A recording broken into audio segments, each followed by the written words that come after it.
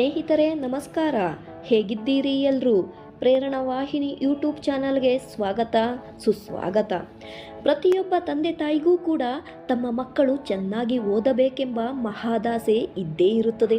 ಮಕ್ಕಳಿಗೆ ಆಸ್ತಿ ಮಾಡುವುದಕ್ಕಿಂತ ವಿದ್ಯೆಯನ್ನೇ ಅವರ ಆಸ್ತಿಯಾಗಿಸಬೇಕು. ವಿದ್ಯಾವಂತ ಹಾಗೂ ಸುಸಂಸ್ಕೃತ ಮಕ್ಕಳು ಎಲ್ಲಿ ಬೇಕಾದರೂ ಉತ್ತಮ ರೀತಿಯಲ್ಲಿ ಜೀವನ ನಡೆಸುತ್ತಾರೆ. ಕೆಲವು ಚಿಕ್ಕ ಮತ್ತು ದೈನಂದಿನ ಅಭ್ಯಾಸಗಳು ಮಕ್ಕಳನ್ನು ಪುಸ್ತಕದ ಪ್ರೇಮಿಗಳನ್ನಾಗಿ ಮಾಡುತ್ತವೆ. ಅಂತಹ ಸರಳ ಅಭ್ಯಾಸಗಳು ಮಕ್ಕಳ ಮೇಲೆ ದೀರ್ಘಕಾಲದ ಸಕಾರಾತ್ಮಕ ಪರಿಣಾಮ ಬೀರುತ್ತವೆ.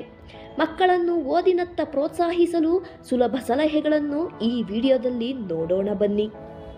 ಮನೆಯೇ ಮೊದಲ ಪಾಠಶಾಲೆ, ತಾಯಿಯೇ ಮೊದಲ ಗುರು ಎಂಬ ಗಾದೆ ಮಾತು 100ಕ್ಕೆ 100ರಷ್ಟು ಸತ್ಯವಾಗಿದೆ. ಆದರೆ ಇತ್ತೀಚಿನ ದಿನಗಳಲ್ಲಿ ದಂಪತಿಗಳಿಬ್ಬರೂ ದುಡಿಯುತ್ತಿರುವ ಕಾರಣ ಮಕ್ಕಳ ಓದಿನ ಕಡೆ ಹೆಚ್ಚಿನ ಗಮನ ಹರಿಸಲು ಸಾಧ್ಯವಾಗುತ್ತಿಲ್ಲ. ಶಾಲೆಯಲ್ಲಿ ಹೇಳಿಕೊಡುವ ಶಿಕ್ಷಕರ ಮೇಲೆ ಹಾಗೂ ಟ್ಯೂಷನ್ನಲ್ಲಿ ಹೇಳಿಕೊಡುವವರ ಮೇಲೆ ನಾವುಗಳು ತುಂಬ ಅವಲಂಬಿತರಾಗಿದ್ದೇವೆ. ನಾವು ಇಷ್ಟೆಲ್ಲ ಕಷ್ಟಪಟ್ಟು ದುಡಿಯುತ್ತಿರುವುದು ನಮ್ಮ ಮಕ್ಕಳ ಒಳಿತಿಗಾಗಿ ಅಂದ ಮೇಲೆ ಆ ಮಕ್ಕಳಿಗಾಗಿ ನಾವು ಸ್ವಲ್ಪ ಸಮಯವನ್ನು ಮೀಸಲಿಡುವುದು ಕಷ್ಟವೇ? ನನ್ನ ಮಗ ದ್ವಿತೀಯ PUC ಓದುತ್ತಿದ್ದಾನೆ. ನಾನು ಅವನು ಚಿಕ್ಕವನಾಗಿದ್ದಾಗಲಿಂದಲೂ ಒಂದು ದಿನವೂ ಕೂಡ ಕೂತು ಓದು ಎಂದು ಹೇಳಿಲ್ಲ. ಆದರೂ ತುಂಬ ಚೆನ್ನಾಗಿ ಓದುತ್ತಾನೆ. ನನ್ನ ಮಗನ ಹೆಗ್ಗಳಿಕೆಗಾಗಿ ಈ ಮಾತುಗಳನ್ನು ಹೇಳುತ್ತಿಲ್ಲ.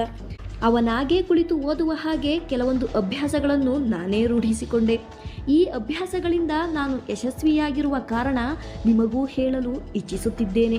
ನಿಮಗೆ ಅನುಮಾನವಿದ್ದರೆ ನಾ ಹೇಳುವ ಅಭ್ಯಾಸಗಳನ್ನು 15 ದಿನ ನಿಮ್ಮ ಜೀವನದಲ್ಲಿ ಅಳವಡಿಸಿ ನೋಡಿ. ಖಂಡಿತ ನಿಮ್ಮ ಮಗು ತಾನಾಗೇ ಕುಳಿತು ಓದಲು ಪ್ರಾರಂಭಿಸುತ್ತದೆ. ಮೊದಲನೆಯದಾಗಿ, ನಿಮ್ಮ ಮಗುವಿಗೆ ಕುಳಿತು ಓದು ಎಂದು ಹೇಳಬೇಡಿ. ಬದಲಾಗಿ ಪ್ರತಿದಿನ ಸಂಜೆ ಆಗುತ್ತಿದ್ದ ಹಾಗೆ ನಿಮ್ಮ ಮಗುವಿನ ಮುಂದೆ ನೀವು ಒಂದು ಪುಸ್ತಕವನ್ನು ಹಿಡಿದು ಓದುವಂತೆ 10 ನಿಮಿಷ ಕುಳಿತುಕೊಳ್ಳಿ. ಖಂಡಿತ ನಿಮ್ಮ ಮಗು ಸ್ವತಃ ತಾನಾಗೇ ಎದ್ದು ಬಂದು ಓದಲು ಅಥವಾ ಬರೆಯಲು ಕುಳಿತುಕೊಳ್ಳುತ್ತದೆ. ಮಕ್ಕಳು ತಂದೆ ತಾಯಿಯನ್ನು ಅನುಕರಣೆ ಮಾಡುತ್ತವೆ.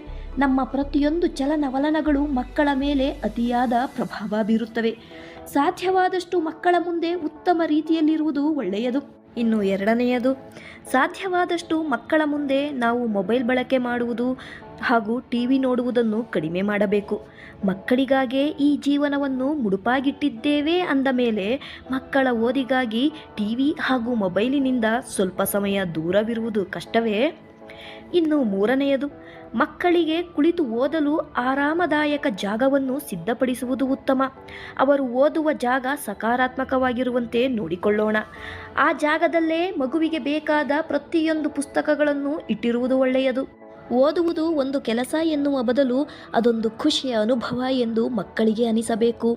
ಹೀಗೆ ಮಾಡಿದಾಗ ಮಕ್ಕಳು ತಾವಾಗಿಯೇ ಅಲ್ಲಿ ಹೆಚ್ಚು ಸಮಯ ಕಳೆಯಲು ಇಷ್ಟಪಡುತ್ತಾರೆ. ಇನ್ನು ನಾಲ್ಕನೆಯದು, ಮಕ್ಕಳ ಮುಂದೆ ಆಗಾಗ ಚಿಕ್ಕ ಪುಟ್ಟ ನೀತಿ ಕಥೆಗಳನ್ನು ಓದೋಣ. ಕಥೆ ಹೇಳುವಾಗ ಪಾತ್ರಗಳಿಗೆ ತಕ್ಕಂತೆ ಬೇರೆ ಬೇರೆ ಧ್ವನಿಯಲ್ಲಿ ಮಾತನಾಡೋಣ. ಕಥೆಯ ದೃಶ್ಯಗಳನ್ನು ಅಭಿನಯಿಸಿ ಮತ್ತು ತಮಾಷೆಯ ಶಬ್ದಗಳನ್ನು ಮಾಡೋಣ. ಇದರಿಂದ ಮಕ್ಕಳ ಗಮನವನ್ನು ಸೆಳೆಯಬಹುದಲ್ಲದೆ ಮಕ್ಕಳ ಕಲ್ಪನಾ ಶಕ್ತಿಯನ್ನು ಹೆಚ್ಚಿಸಬಹುದು. ವಾರಕ್ಕೆ ಒಮ್ಮೆಯಾದರೂ ಮಕ್ಕಳ ಜೊತೆ ಹೀಗೆ ನಾವು ಇದ್ದದ್ದೇ ಆದಲ್ಲಿ ಅವರಲ್ಲಿ ಶಬ್ದಕೋಶವನ್ನು ಹೆಚ್ಚಿಸುವುದರ ಜೊತೆಗೆ ನಮ್ಮ ಮತ್ತು ಮಕ್ಕಳ ನಡುವಿನ ಭಾವನಾತ್ಮಕ ಬಾಂಧವ್ಯವನ್ನು ಬಲಪಡಿಸಬಹುದು. ಇನ್ನು ಐದನೆಯದು, ನಿಮ್ಮ ಮಕ್ಕಳ ಶಾಲೆಯಲ್ಲಿ ಶಿಕ್ಷಣ ಹೇಳಿಕೊಡುವ ಶಿಕ್ಷಕರ ಜೊತೆ ಒಮ್ಮೆ ಮಾತನಾಡಿ ಬನ್ನಿ. ನನ್ನ ಮಗುವಿಗೆ ಪ್ರೀತಿಯಿಂದ ಮನೆಯ ವಾತಾವರಣ ಬರುವಂತೆ ಪಾಠ ಹೇಳಿಕೊಡಿ. ಖಂಡಿತ ನಮ್ಮ ಮಗು ನಿಮ್ಮ ಸಬ್ಜೆಕ್ಟ್ನಲ್ಲಿ ಆಸಕ್ತಿದಾಯಕವಾಗಿ ಓದುತ್ತದೆ ಎಂದು ನಿಮ್ಮ ಮಗು ಇಲ್ಲದ ಸಂದರ್ಭದಲ್ಲಿ ಹೇಳಿ ಬನ್ನಿ. ಯಾವ ಶಿಕ್ಷಕರು ತಮ್ಮ ವಿದ್ಯಾರ್ಥಿಗಳನ್ನು ಪ್ರೀತಿಯಿಂದ ತಮ್ಮ ಸ್ವಂತ ಮಕ್ಕಳಂತೆ ಕಾಣುತ್ತಾರೋ ಅವರ ಸಬ್ಜೆಕ್ಟ್ ಮಕ್ಕಳಿಗೆ ಕಷ್ಟವಾಗಿದ್ದರೂ ಕೂಡ ಅವರ ಪ್ರೀತಿಯನ್ನು ಹೆಚ್ಚಿಗೆ ಪಡೆಯುವ ಉದ್ದೇಶದಿಂದ ಚೆನ್ನಾಗಿ ಓದಲು ಪ್ರಯತ್ನಿಸುತ್ತಾರೆ. ಇನ್ನು ಆರನೆಯದು, ಇದು ಅತಿ ಮುಖ್ಯವಾದದ್ದು. ನಿಮ್ಮ ಮಗು ತಿಂಗಳ ಪ್ರೋಗ್ರೆಸ್ ಕಾರ್ಡ್ ತಂದು ನಿಮ್ಮ ಕೈಗೆ ನೀಡಿದಾಗ ಒಂದು ವೇಳೆ ಮಗು ಕಡಿಮೆ ಅಂಕ ಗಳಿಸಿದ್ದಲ್ಲಿ ಯಾವುದೇ ಕಾರಣಕ್ಕೂ ಒಂದು ಮಾತು ಕೂಡ ಬಯ್ಯಬೇಡಿ. ಬದಲಾಗಿ ಸ್ವಲ್ಪ ಹೊತ್ತು ನಿಮ್ಮ ಮಗುವನ್ನು ಏನೂ ಮಾತನಾಡಿಸದೆ ಮುಖ ಸಪ್ಪಗೆ ಮಾಡಿ ಕುಳಿತು ಬಿಡಿ. ನೀವು ಬೈದಷ್ಟು ಮಗು ನಮ್ಮ ಅಪ್ಪ ಅಮ್ಮನದ್ದು ಯಾವಾಗಲೂ ಇದ್ದಿದ್ದೇ ಎಂದು ಅಂದುಕೊಳ್ಳುವುದರ ಜೊತೆಗೆ ಅಪ್ಪ ಅಮ್ಮನ ಬೈಗುಳಗಳಿಂದ ತಪ್ಪಿಸಿಕೊಳ್ಳುವ ಉದ್ದೇಶದಿಂದ ಮುಂದಿನ ಪರೀಕ್ಷೆಗಳಲ್ಲಿ ಕಾಪಿ ಮಾಡಿಯಾದರೂ ಸರಿ ಜಾಸ್ತಿ ಅಂಕ ಪಡೆಯಲೇಬೇಕು ಎಂಬ ತೀರ್ಮಾನಕ್ಕೆ ಬಂದು ಬಿಡುತ್ತದೆ. ಮಕ್ಕಳಿಗೆ ಬೈಯುವ ಬದಲು ಅವರ ಮುಂದೆ ಸ್ವಲ್ಪ ಹೊತ್ತು ಸಪ್ಪಗೆ ಕುಳಿತುಕೊಳ್ಳುವುದರಿಂದ ಮಗು ತನ್ನ ಮನಸ್ಸಿನಲ್ಲಿ ಭಾವನಾತ್ಮಕತೆಯಿಂದ ಚೆನ್ನಾಗಿ ಓದಲು ತನ್ನನ್ನು ತಾನು ಅಂತರ್ಪ್ರೇರಣೆ ಮಾಡಿಕೊಳ್ಳುತ್ತದೆ. ಯಾವಾಗ ಮಗುವಿನಲ್ಲಿ ಅಂತರ್ಪ್ರೇರಣೆ ಅಥವಾ ಸ್ವತಃ ಕಲಿಯಬೇಕೆಂಬ ಆಸಕ್ತಿ ಮೂಡಿಬರುತ್ತದೋ ಅಂತಹ ಮಕ್ಕಳು ಮಾತ್ರ ಓದುವಿನಲ್ಲಿ ಹಾಗೂ ಸಂಸ್ಕಾರದಲ್ಲಿ ಮುಂದಿರುತ್ತಾರೆ. ಇನ್ನು 7ನೆಯದು, ಪ್ರತಿ ತಿಂಗಳು ನಿಮ್ಮ ಮಗುವೇನಾದರೂ ಪರೀಕ್ಷೆಗಳಲ್ಲಿ 100% ಮಾರ್ಕ್ಸ್ ತೆಗೆಯುತ್ತಿದ್ದಲ್ಲಿ ಶಿಕ್ಷಕರನ್ನು ಒಮ್ಮೆ ಭೇಟಿ ಮಾಡಿ ಚಿಕ್ಕ ಪುಟ್ಟ ತಪ್ಪುಗಳು ಕಂಡಲ್ಲಿ ತಿದ್ದದೆ ಮಾರ್ಕ್ಸನ್ನು ಕಡಿತಗೊಳಿಸಿ ಎಂದು ಹೇಳಿ ಬನ್ನಿ. ಹೀಗೆ ಮಾಡುವುದರಿಂದ ಮಗುವಿನಲ್ಲಿ ಹುಟ್ಟುವ ಅಹಂ ಕಡಿಮೆಯಾಗುವುದರ ಜೊತೆಗೆ ಮುಂದಿನ ಹಂತದ ಪರೀಕ್ಷೆಗಳಲ್ಲಿ ಚಿಕ್ಕ ಪುಟ್ಟ ತಪ್ಪುಗಳಾಗದ ಹಾಗೆ ಗಮನವಿಟ್ಟು ಪರೀಕ್ಷೆಯನ್ನು ಬರೆಯುತ್ತದೆ. ಇನ್ನು 8ನೆಯದು, ಮಕ್ಕಳ ಜೊತೆ ನಮ್ಮ ಸಮಯವನ್ನು ಬಿಡುವು ಮಾಡಿಕೊಂಡು ಆಟವಾಡುವುದರ ಮೂಲಕ ಆಗಾಗ ಮಕ್ಕಳನ್ನು ಖುಷಿಪಡಿಸುವುದರ ಜೊತೆಗೆ ಅವರಿಗೆ ನಾವು ಉತ್ತಮ ಸ್ನೇಹಿತರಾಗಬೇಕು.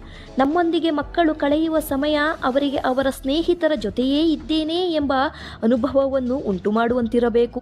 ನಾವು ಯಾವಾಗ ನಮ್ಮ ಮಕ್ಕಳನ್ನು ಸ್ನೇಹಿತರಂತೆ ನೋಡಿಕೊಳ್ಳುತ್ತೇವೋ ಆಗ ಪ್ರತಿಯೊಂದು ವಿಷಯವನ್ನು ಮುಚ್ಚುಮರೆ ಮಾಡದೆ ನಮ್ಮ ಬಳಿ ಹಂಚಿಕೊಳ್ಳುತ್ತಾರೆ. ಇಂದಿನ ಡಿಜಿಟಲ್ ಯುಗದಲ್ಲಿ ನಮ್ಮ ಮಕ್ಕಳನ್ನು ಮೊಬೈಲ್ ಮತ್ತು ಟಿವಿ ಪರದೆಗಳಿಂದ ದೂರವಿಟ್ಟು ಪುಸ್ತಕಗಳತ್ತ ಸೆಳೆಯುವುದು ನಿಜವಾಗಿಯೂ ಒಂದು ದೊಡ್ಡ ಸವಾಲೇ. ಆದರೆ ಮಕ್ಕಳಲ್ಲಿ ಓದುವ ಹವ್ಯಾಸವನ್ನು ಬೆಳೆಸುವುದು, ಅವರ ಭಾಷಾ ಕೌಶಲ್ಯ ಮತ್ತು ಜ್ಞಾನವನ್ನು ಹೆಚ್ಚಿಸುವುದಲ್ಲದೆ ಅವರಲ್ಲಿ ಕಲ್ಪನಾಶಕ್ತಿ, ಸೃಜನಶೀಲತೆ ಮತ್ತು ಆತ್ಮವಿಶ್ವಾಸವನ್ನು ಮೂಡಿಸುತ್ತದೆ. ಇದು ಸ್ನೇಹಿತರೆ, ನಮ್ಮ ಮಕ್ಕಳಲ್ಲಿ ಉತ್ತಮ ಓದುವ ಹವ್ಯಾಸಗಳನ್ನು ಬೆಳೆಸುವುದು ಹೇಗೆ ಎಂಬುದರ ಬಗ್ಗೆ ಪೋಷಕರು ಅಳವಡಿಸಿಕೊಳ್ಳಬೇಕಾದ ಮುಖ್ಯವಾದ ಒಂದಷ್ಟು ಅಭ್ಯಾಸಗಳು. ಈ ವಿಡಿಯೋದ ಬಗ್ಗೆ ನಿಮ್ಮ ಅನಿಸಿಕೆ ಮತ್ತು ಅಭಿಪ್ರಾಯಗಳನ್ನು ಕಮೆಂಟ್ಸ್ನಲ್ಲಿ ತಿಳಿಸಿ. ಮುಂದಿನ ವಿಡಿಯೋದಲ್ಲಿ ಮತ್ತೆ ಭೇಟಿಯಾಗೋಣ ಅಂತ ಹೇಳ್ತಾ ಇಂದಿನ ವಿಡಿಯೋವನ್ನು ಮುಗಿಸುತ್ತೇನೆ. ಧನ್ಯವಾದಗಳು ಸ್ನೇಹಿತರೆ.